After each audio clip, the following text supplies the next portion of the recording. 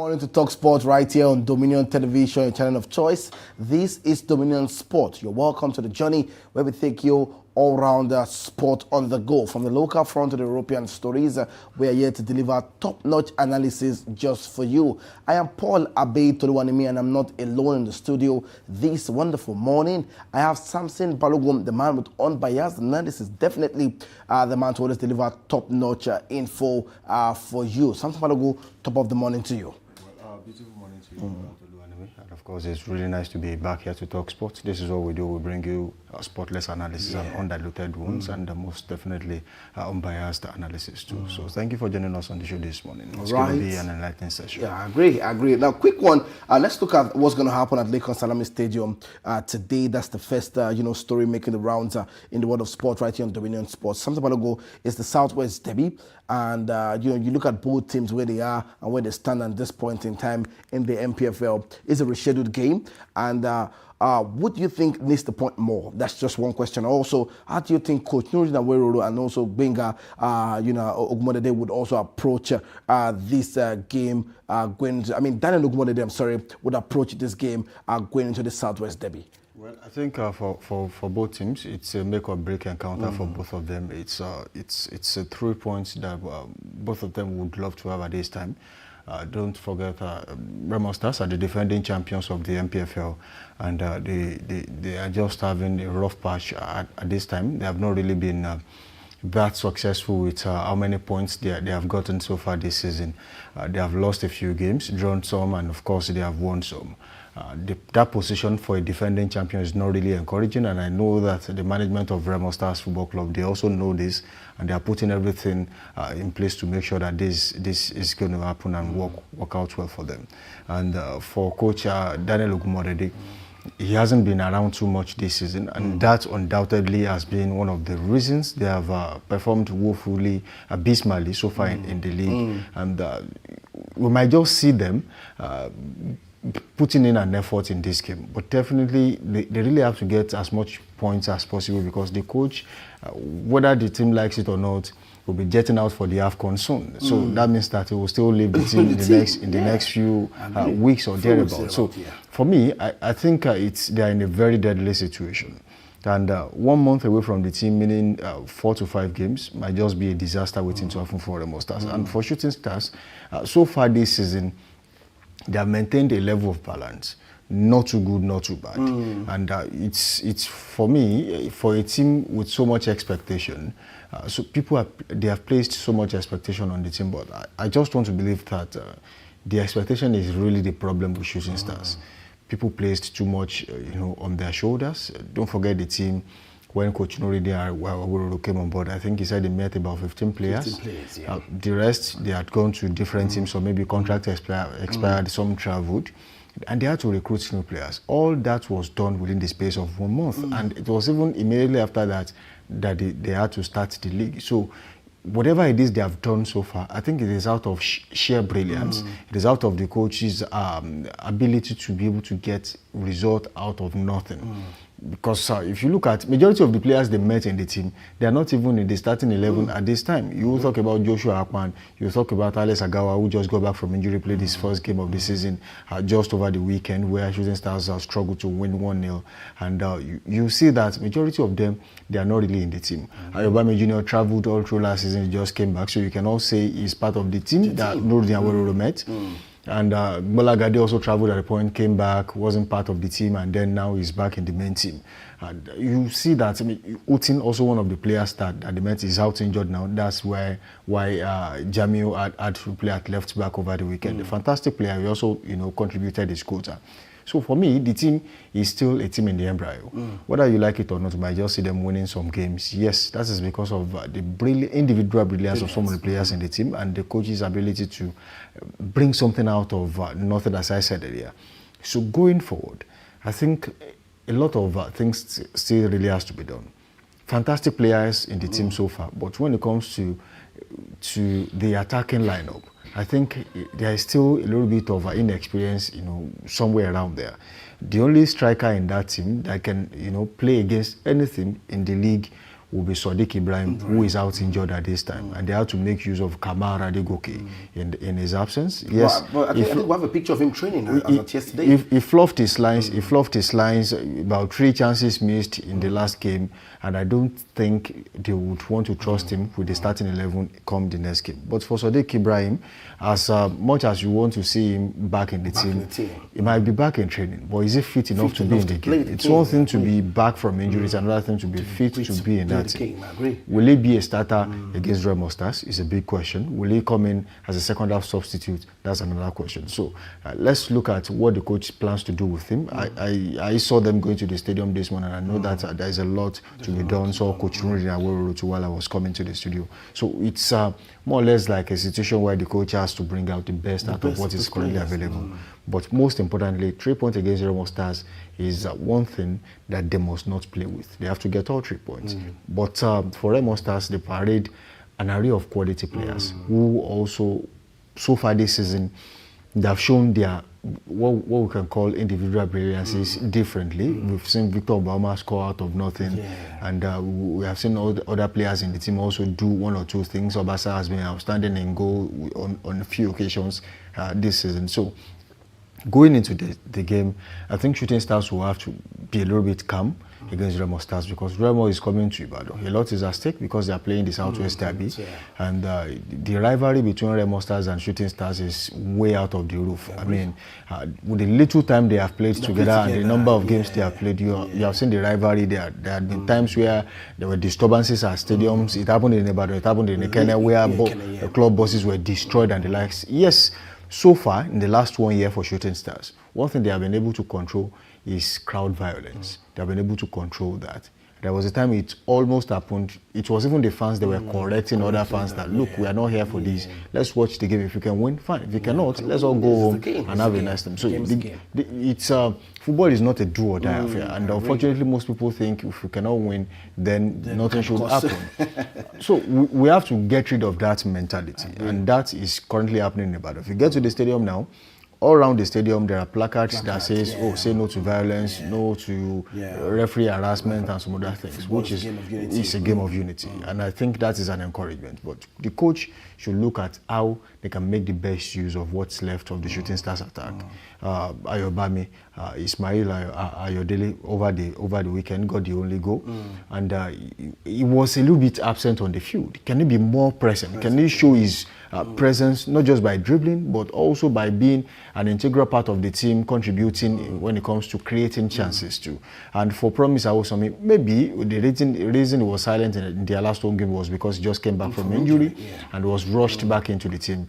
Probably by now he would be really fit and then be part of the team in a wholesome manner. But the only problem now is if you have the 2 players on the flanks who obviously as of now don't have suitable replacement for them, what will happen to Sadiq up front if any of these players are not there?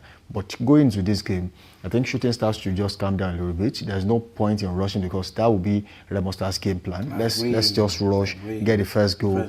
At least when we score, we know that we are not losing. If Shooting Stars scores, it will be a draw eventually. So that will be their own approach. But when Shooting Stars calms down, put the ball on the ground, sometimes you get tired and you score by yourself. We're talking about Pyramids. When Rivers United play to an extent, Pyramids have to put the ball in at the back of their own net. So these things do happen. If you apply so much pressure, not because you are lobbing the ball into the final third or the box setting, but because you are playing into the box. I agree. And I mean, when you are interconnecting your players on the field, I mean, you triangulating your opponents. One person stays here, the other one takes the pass from the other end, gives it to the nearest person. Before you know it, within the space of 30 seconds, you might be in goal from the back. So it's as easy as that. Only if you understand that simple football is actually the best kind of football. So that is what I want them to approach. I mean, no player should do too much, except when it comes to situations where you have to make last-minute tackles. That's when this form of ingenuity players to come. But when it comes to giving the ball to the nearest man, I mean, nobody should try to do too much. Yes, you understand you can dribble 4 or 5 players, but why not play with the nearest player and then make it so simple that your opponent will be so tired of you? Because the moment the ball is with you for more than 10 seconds, your opponent has an advantage because they are triangulating you. 2 players are on you already, and you will now be saddled with the responsibility of thinking of how to get the ball out of that position. So it becomes a lot difficult for you. But if you keep it simple, you get the ball. Before you receive the ball, you already know who is next. Who's next? I agree. But unfortunately, some players will receive the ball before thinking of who am I giving the ball to. That is where before you control, the opponents are there. But with just one touch, the ball can actually go 5, 6 places within just just a second. You are doing really fine. And the fans really love when you play that way. But unfortunately, some teams are really eager to score goals. And I don't think that is the approach Shooting Stars should employ today.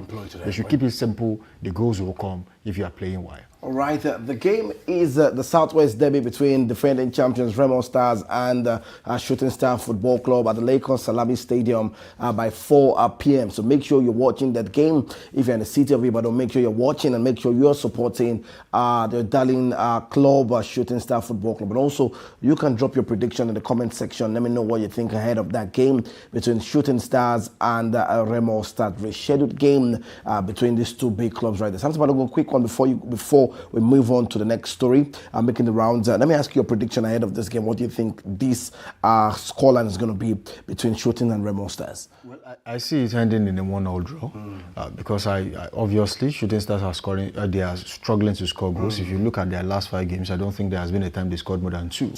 So obviously they are battling the issue of goals. Also for Remo Stars, if you check their last set of games, there has the last 5 games, I don't think there is a place where they scored more than 2 goals. So there is what we call famine of goals. They are really scoring to score goals. So there is goal scarcity on both ends. So it will be as tight as possible. Whoever wants it more will get the first goal. But definitely, I see Remo Stars also netting a goal. All right. Samson Balogun is going for a 1-0 draw. Definitely, I'll be going for 2-1 for Shooting Stars. That's how the game is going to end for me. I'll be back here tomorrow to look at that one. Who's got the predictions correctly? All right, let's move away from that. Let's talk about more stories making the round in the local scene this wonderful morning. Ranchers Bees as parted ways with Patrick Bassi earlier this morning. The head coach of Ranchers Bees FC, Patrick Bassi, has resigned from his position with immediate effect, citing escalating security threats and inadequate welfare conditions. Samson Balogun, this is a new side we have been talking about. I think you spoke about them last week, saying these are the sides where, when you talk about Ranchers B, they are football house and name. But right now, Patrick Bassi has said, he can continue with the job because of, the security situation and also inadequate welfare conditions. Well, it's actually really sad that, football has gotten to this stage where people are now, in search of security, would have to leave, jobs that you really expect them to hold on to. Yes, there are several reasons you actually left that team, but the most important one was security. And if you check the base where the team is actually located, it's one of the places where Kaduna has had to battle with insecurity in the last few years. And I really do not blame the coach. But sometimes when there's something I say about people who take jobs. Sometimes you must have done your homework before you take the job in the first place. And I don't think security threats started today in that part of Kaduna State. It has been there for a long time, even since the time of Malam Nasir El-Rufai as governor of Kaduna State. Southern Kaduna has always been a place where, from morning till night, you have reports of security challenges here and there. And I think you should have known that before now. But that being said, sometimes you give room for opportunities for things to change. Maybe he felt like, well, after so much consideration, I don't think I can stay here anymore. That is one. 2, I think whoever is going to work with a team like Ranchers Bees at this time would understand the fact that there's a team in the embryo. Yes, people might be talking about the name, but the structure, is it there? No. The name is there. Ranchers Bees has been a team around for a long time. When you talk about teams like Abiola Babes, Nwanyao National, and a host of other teams like that, yes, they have been around. But unfortunately, the team went moribund at the time, and then they are back. So you cannot, people are placing the same expectation of the old Ranchers Bees on the new Ranchers Bees. They are two different things. There are just two people who came together and said, we're adopting this name. It's not like the team of Hold is back. It's just the name of Hold is back. So they have to build this structure. And whoever is going to work with that team right now will also be a part of the building process. And anyone that really feels like, well, I don't think I want to be a part of a building process, cannot work with them, because there will still be a few errors here and there that really needs to be corrected. And then, of course, people will complain about that. That's one of the reasons he left, actually. Yeah. But then, we should also understand that not too many can successfully fund a private club in Nigeria. We have seen people who have done it. We have seen the owner of Remo Stars. I'm trying to remember his name. He's done it with Remo Stars. Beyond Limit, Kunle Shoname. He's done it with Remo Stars. Done it with Beyond Limit, FA. He's doing really well for himself. He has clubs outside the country. So that says a lot about his passion to run football. But for people who actually run grassroots football that eventually grew beyond their expectation. That is, I'm talking about Kun Khalifat now. Yeah. I don't think they're prepared that they will be in the MPFL as soon as they did. But when they came about and they realized how much it costs to execute an MPFL game, then they announced the fact that, look, we don't think we can continue with this, but then they have been managing.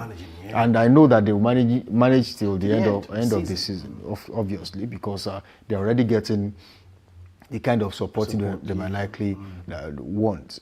You see, the problem with Ranchers Bees will have to be sorted by way of getting sponsors, getting volunteers, getting people whose goals align with theirs. Because at this time, I don't think one player, I think Sadiq Umar and one other person, I don't think they can. Someone in politics too. I don't think that's enough to run that team. Yes, they will drop funds, definitely. But will it be properly managed? And that's another area they have to look into. Who is in charge of the team? Aside from the coach, there has to be someone. There is a sporting director, there is a COO or something somewhere. Who is in charge? And then before the coach came on board, what was the framework? What was the framework? What was on ground? We cannot be talking insecurity. That's why sometimes I'm really mad at people who take jobs just by word of mouth. There has to be. You see, the fact that you need a job does not mean you take a job and then it's after you sign a deal you start asking questions. I mean, how? Who does that? Who does that? Come on. I mean, your contract can easily be turned against you the moment you don't understand. Now, let me cite an instance. Someone gives you a contract and say, "Oh, you have to do this for us," plus some other responsibilities attached to it or assigned to you. Why don't you ask questions about what other responsibilities? Because before you know it, you are doing a job and someone says, "Oh, you have to be in my house tomorrow to clean my restroom." I mean, does it make sense? Because it's your contract, but it's not clear, and you did not ask questions. So you really have to be clear about what job you take and then what contract you sign. Some of these people don't do it, and I don't want to see it as a sign of illiteracy or inability to understand or comprehend. If you have the illiteracy, why not have a lawyer to help you read properly? The ability to comprehend sometimes is really key. Sometimes people read, yes, he knows, but he reads and he doesn't care. Understand. He doesn't. People read to read. They don't read to understand. And it happens to virtually everyone. Agree. Sometimes you read something, you just come across a particular thing you read, and then the next few minutes you try to remember, you are not even there because you don't even. You did not read to understand. You just read because you felt like reading at that point. So I think this is the approach we should use. Contracts are very key, especially in the game of sport. I agree with you. Because before you know it, you realize the fact that you are a slave in your own deal. Right. And you really have to get it right. Right. Some of these coaches, I have not seen too many coaches in the MPFL who have had the guts or the audacity to walk away from a deal. Most of the times they are kicked out or told to step aside. I mean, how? If you really have what it takes to be there in the first place, people will sought after you. They will look for you. There was a time when Coach Gbenga Ogunbote left Shooting Stars, there was this news that I got through a friend that knows a friend that a particular team in the north was looking for Gbenga Ogunbote, and they told them that, look, if you cannot give me this, I am not coming. If this cannot be made available, I am not coming. These are things you should do. So Gbenga Ogumbote was in Ibadan for 3 years, and you saw his placement on the log. Yeah. The first season, not so. The second season, I think 4th position. Yeah. The other, I think 5th. Yeah. Yes, it's still within the same range of the top 7 you would have in any league around the world, and he did so well. Yes, you must have expected him to qualify Shooting Stars for maybe a CAF Champions League place or Confederations Cup, but he fell short. The only thing you have to do at that point is look at, oh, where did we fail? What are the things we did wrong? And then you correct it and move on from there. We don't do this in the league. The moment you feel like, oh, he has not given us what we want, you kick him out of the team and bring someone else on board. And when that one comes, it starts over again. So how about a project of 3, 4, 5 years that gives you results, rather than 2 years and then you part ways with your coach, another 2 years, another coach. You just realize the fact that within that space of 5, 6 years that you are doing it, you are merry-go-rounding. It's still on the same spot. You have not achieved what you have set out to achieve. So it's a problem. And that is why every year on year, you see Nigerian teams, different teams qualifying for the CAF Champions League. I'm not saying you should be monopolistic in nature. I'm just saying that there should be a level of consistency. I agree. If you check the EPL, if you check the German Bundesliga, there are the teams that qualify for these top leagues are the teams that have the wherewithal, the requisite skills, and of course the funding to get it done. Look at Bayern Munich, look at Borussia Dortmund, at the point Bayer Leverkusen, Werder Bremen also, at the point Frankfurt also, Frankfurt also did it. And then if you leave that place, you go to English Premier League, you'll find teams like Chelsea, Manchester United, Liverpool, Arsenal, and then all of a sudden Newcastle United also came about, Tottenham Hotspur.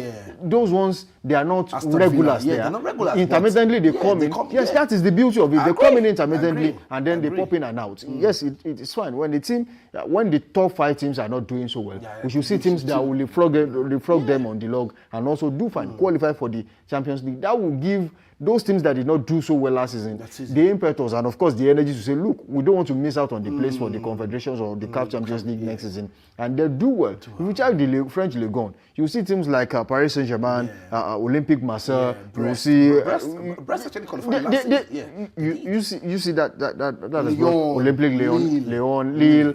These are teams that will always play on the continent. Why? Because they have what it takes. When it comes to recruitment, it's by hierarchy. Some teams can afford to buy players of 100 million. Some teams cannot afford the 100 million, they can afford maybe 60, 70. You have teams that can afford 30.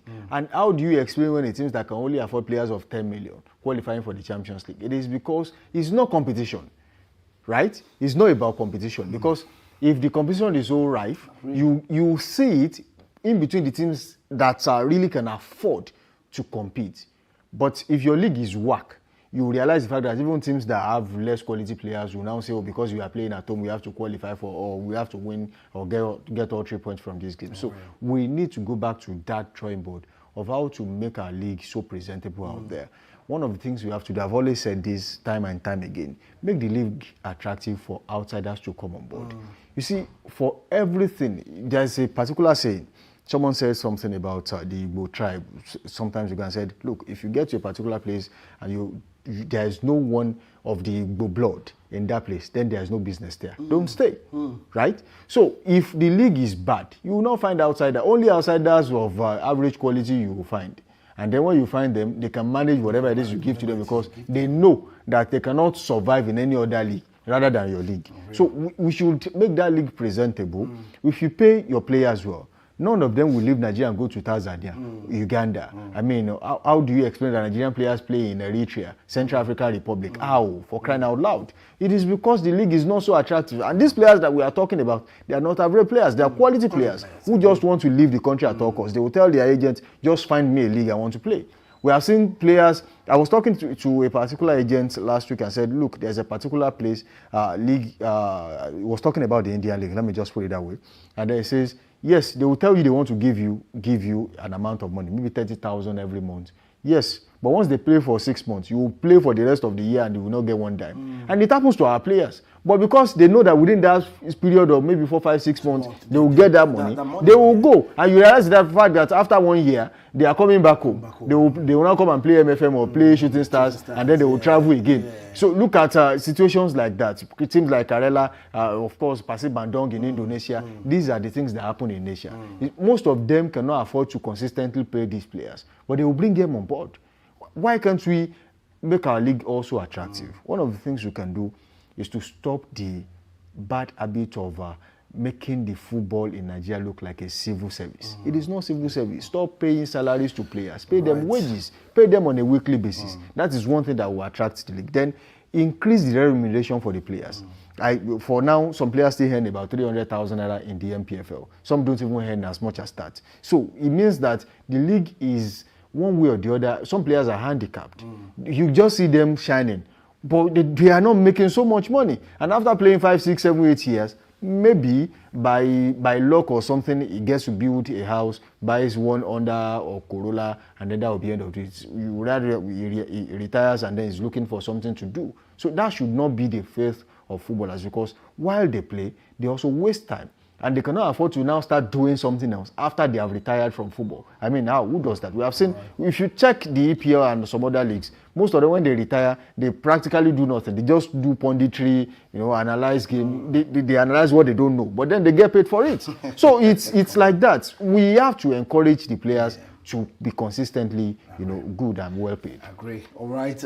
That's so much, coming through from the top journalist himself, Samson Balogun, and we'll be giving you more update on that from Ranchers Base Camp right there to know, the situation of things for a new coach for them. Let's move swiftly because of our time. Let's look at the match week 2 in the NWFL. Right there on Wednesday, we have Group A. Ekiti Queens are going to welcome Adamawa Queens. We have Ibom Angel against Payseta Queens, Edo Queens against Atlant Queens. We have Rivers Angels against Niger Rattles. On Group B, we have FC Robo Queens against Conference Queens. We have Remo Stars Ladies against Abia Angels. We have Delta Queens against Sunshine Queens. We have Oshun Babes against Ahmad Yame Queens. And also we have Danas Ladies against Nasarawa Amazons. Those are the games at 4 p.m. In Group A. All kickoff time. For Group B, we have 1 p.m., we have 4 p.m., and we have for 3 p.m. kickoff time right there for the match week 2. Quickly, something to go. Let's look at the Ibom Angels and Payseta Queens. What anticipation for that game? Remember the first game for Payseta Queens, they lost, yes, but right now they have a game away from home yet again to Ibom Angels. Well, I don't see any magic happening. One of the biggest and the best teams in the NWFL. You mentioned Ibom Angels. They've been there. They've been consistent. Yes, they might not have won as much trophies as Rivers Angels and the likes, but then trust me, when it comes to parading quality players, and then when you see players, when it comes to selection of players to represent Nigeria, you see players from Ibom Angels, definitely, because they recruit well. Niger Rattles too, they produce players, and these are teams that actually produce some of the best legs. And for a team that is just coming into the league for the first time, they are debutants in the league. Yes, you must understand the fact that whether you like it or not, yes, they also recruited well, because in the first place I thought, they just scouted for players within Ibadan. But then I checked the list again and realized they signed new players. Some of them are actually from some of these top clubs, in the league. A few of them, I think about 5 of them, experienced players now with the team. So I would expect them to also put up a fight, especially when they also play at home. And one of the disadvantages they have had so far this season is that they are coming into the league for the first time, and their fans have not even been able to have a glimpse of what they do in the end of UFL. They started with Adamawa Queens, and now they had to move from Adamawa to Akwa Ibom to play against the Ibom Angels, and that for me might be a little bit stretchy for them. I stretch them a little bit because they will now come back home to play back-to-back home games. That should be able to be one of their soft landing spots. At least they should be able to get at least 4 points from that, and then that will push them, propel them to a suitable place on the log, and then they can regroup, reset, and refire. So for me, it's not like I expected too much from them, but definitely when you a fan of a football club, definitely you expect them to start winning. But they are a new team. People should just cut them some slack a little bit. Most of these players just came together, put together to execute the NWFL season. So I think it's a long-term project, and people should desist from looking for immediate results. Yeah. Right. Let's look at that. That one's going to pan out for Pacesetter Queens. We'll be giving you an update tomorrow. But there you have the fixtures. Make sure you drop your predictions for that game, and also just follow up on that game so that we can enjoy the show together tomorrow, giving you the result ahead of that one match week 2 in the NWF. And a quick one, let's move away from that. Let's talk about Eric Shells, as he names a 54-man provisional squad for AFCON 2025. The squad blend experience from Wilfred and Didi, Demola Lukman, Alex Iwobi, with returns from Victor Boniface, Olaino, Kelechi Iheanacho after injuries or absence, surprise inclusions from Ryan, and also debuted after switching from England, and 5 home-based players from Nigeria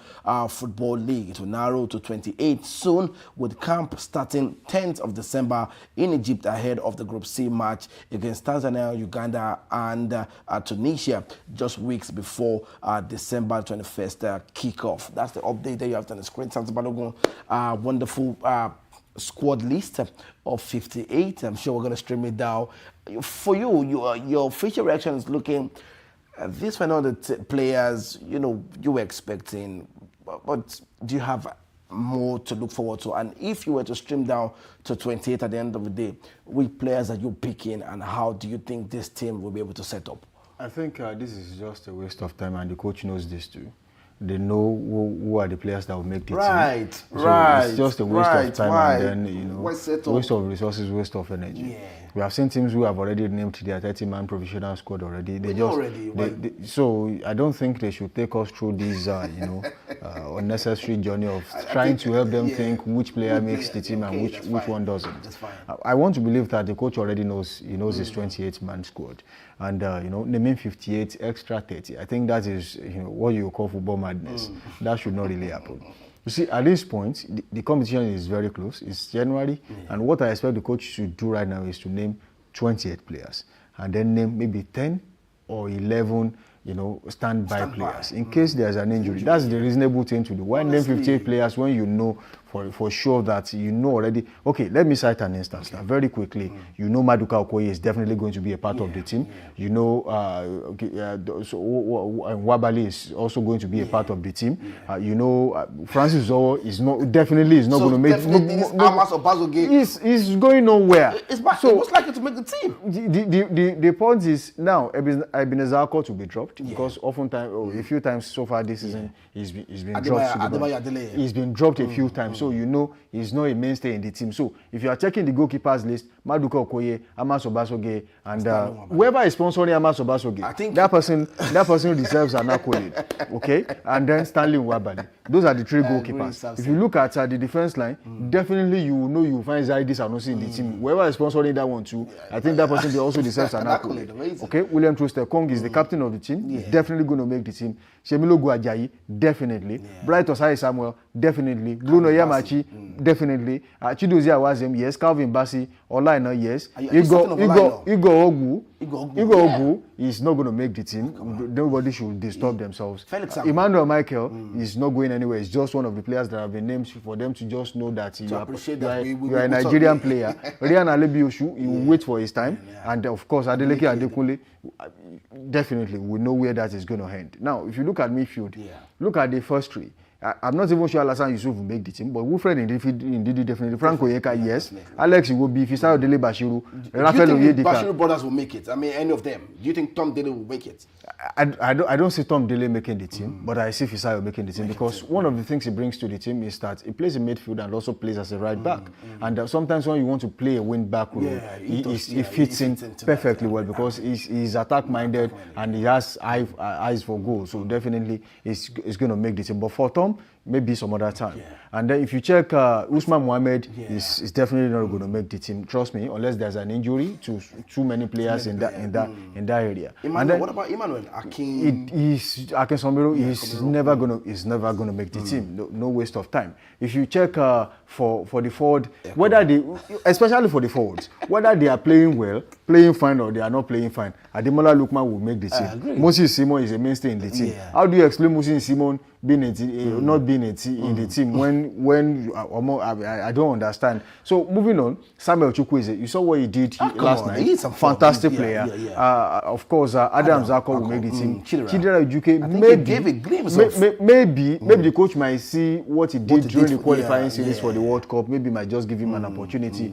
But Olakunle Olusegun, I'm sorry, might not make the team. Sadiq Umar is out of the team already. It's just because of the backlash he received for not bringing him on board the last time. That's why you are finding him, because it brings an alternative to how we play. Because if you are looking for goals and you need to put the ball in the area, definitely Sadiq Umar is a lanky forward with the frame.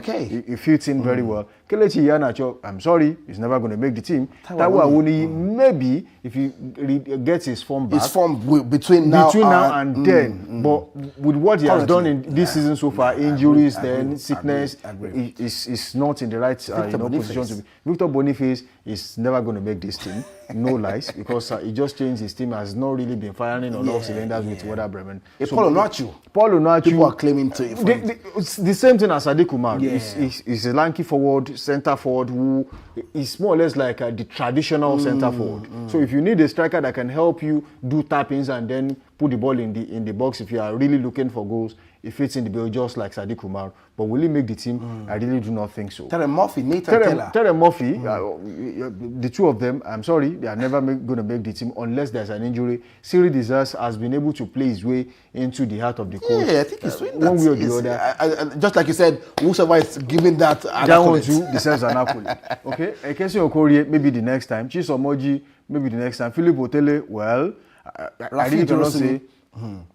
Well, whoever Salim Fago is, he should just prepare for the next set of games for this Bible. So if you check the ones I have really talked about, go and put it down today. Maybe you should cut this clip and paste it somewhere. I'm gonna do that. But you remember that if any of the players I struck out of the team makes this team, it is because there's an injury to an important member of the team, and there's no player somewhere else that can fill that void. But I'm surprised that there's not a Gift Orban in this team. He will not be there. You see, I think I once spoke on this show that when it comes to selection, I sometimes wonder what the yardstick or the benchmark is for selecting a player. If you have 58, Gift Orban is not. If you have 58 players and Gift Orban is not in the team, then what is going on? It's a huge problem. But definitely, sometimes it's not really about what you can do on the field of play alone. Sometimes discipline is also part of it. It might be that Gift Orban had an issue with someone in the team, and then they feel like, Anas Yusuf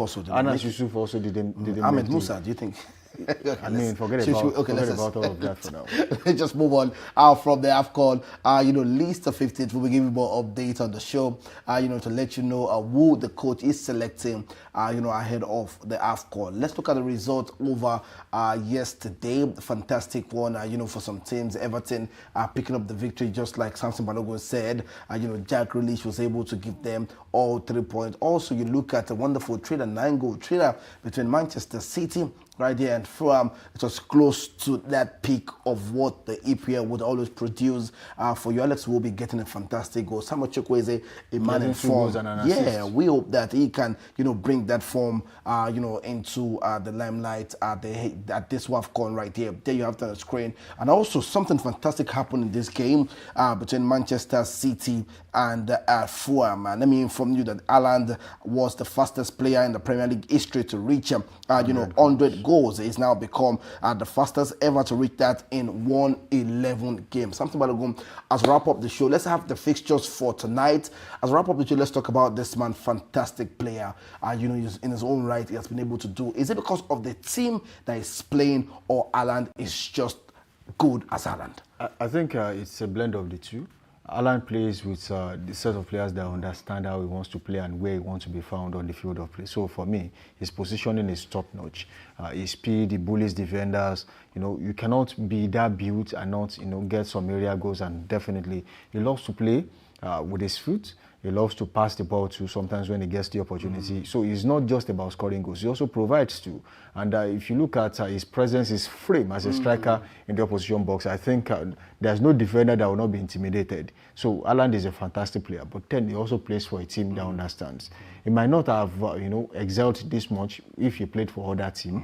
But for Manchester City, go and check the last set of strikers that played for Manchester City. That's always been easy for them to score goals. But Haaland is just on another level when it comes to goal scoring. His goal scoring ability is way out of this world. His conversion rate is also out of this world.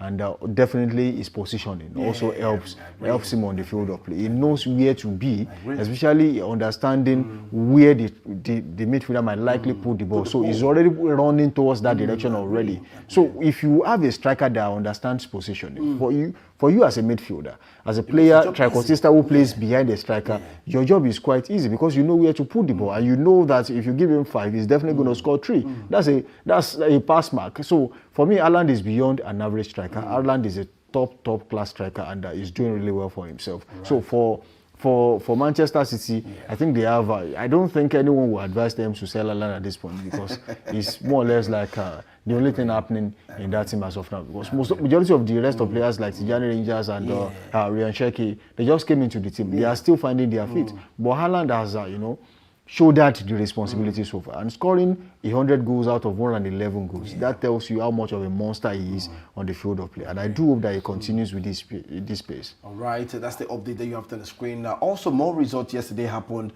FC Barcelona picking up the victory at 3-1. Fantastic one. Against Atletico Madrid. Bilbao. Yeah, Atletico Madrid. I'm sorry. Athletic Bilbao will have a game against Madrid tonight. But fantastic one to see, FC Barcelona picking up at this one, 3-1. Let's look at the results for today. The fixtures for today in the Premier League.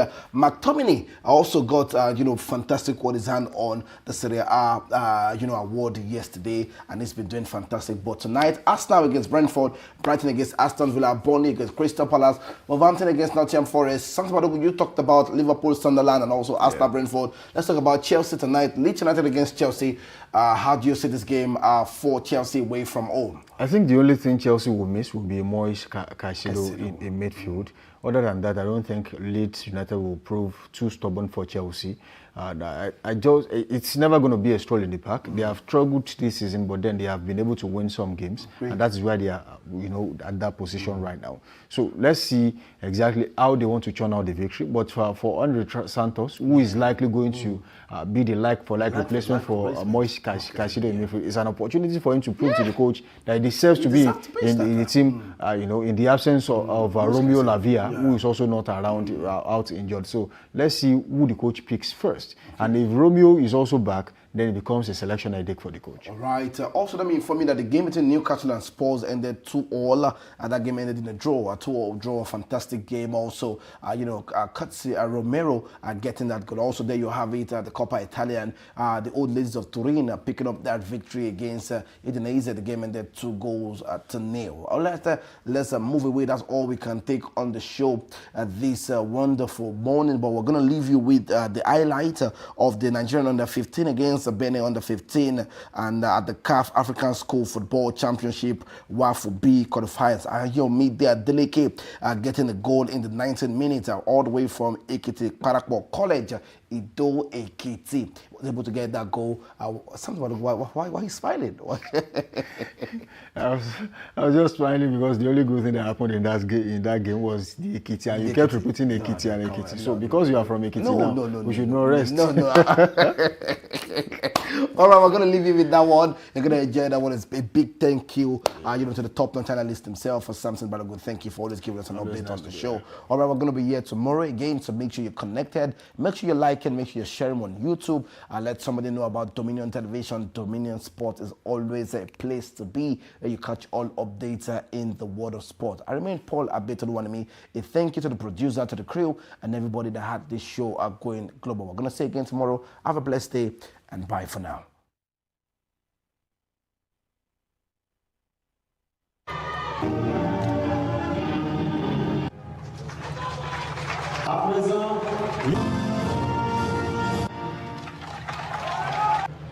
Traoré qui traînait.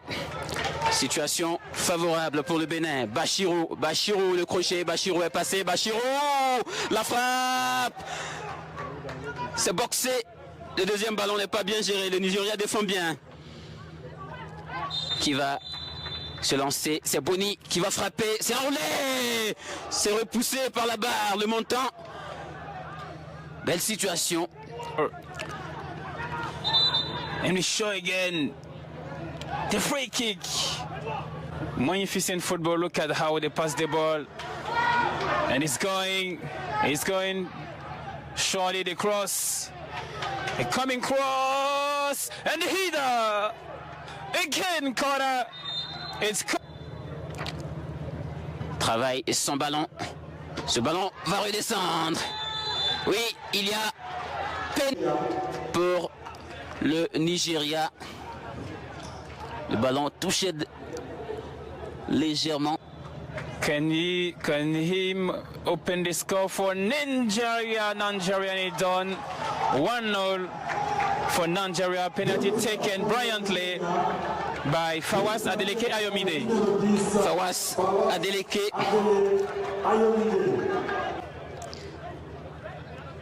Magnifique période. Nigeria-Bénin.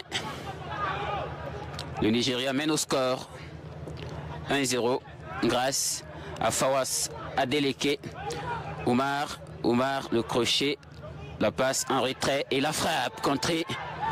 Le gardien nigérien repousse. Il y a une bonne situation. Oh, c'est le coup franc qui a sifflé la faute. Et le carton jaune pour Ogar, Timothy, sans hésiter.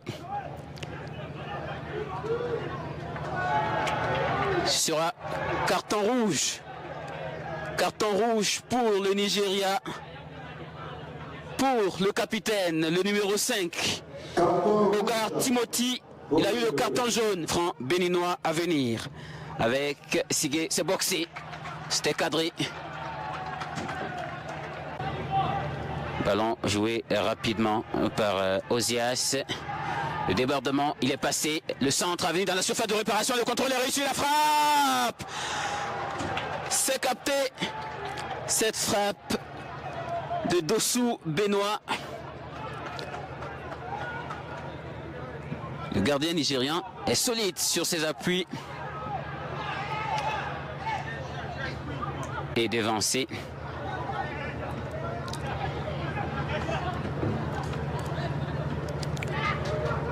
Le Bénin en situation favorable de Sarneuf. La frappe à venir, c'est contré.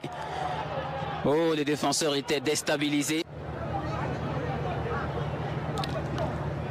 Le Nigeria prépare un autre changement. Aïssa Kido pour les 5 dernières minutes. La frappe à venir. Il s'est préparé. Aruna. Les mains. Oui, la passe en une touche. Les mains est passé. Les mains va pouvoir centrer. Oh. Et le danger porté par Dossou Dieudonné.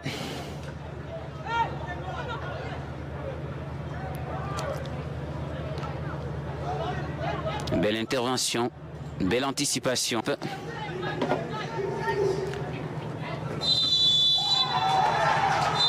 C'est terminé. Après avoir perdu 4-1 face à la Côte d'Ivoire, le Nigeria gagne enfin. Le Bénin rentre par une défaite dans cette compétition.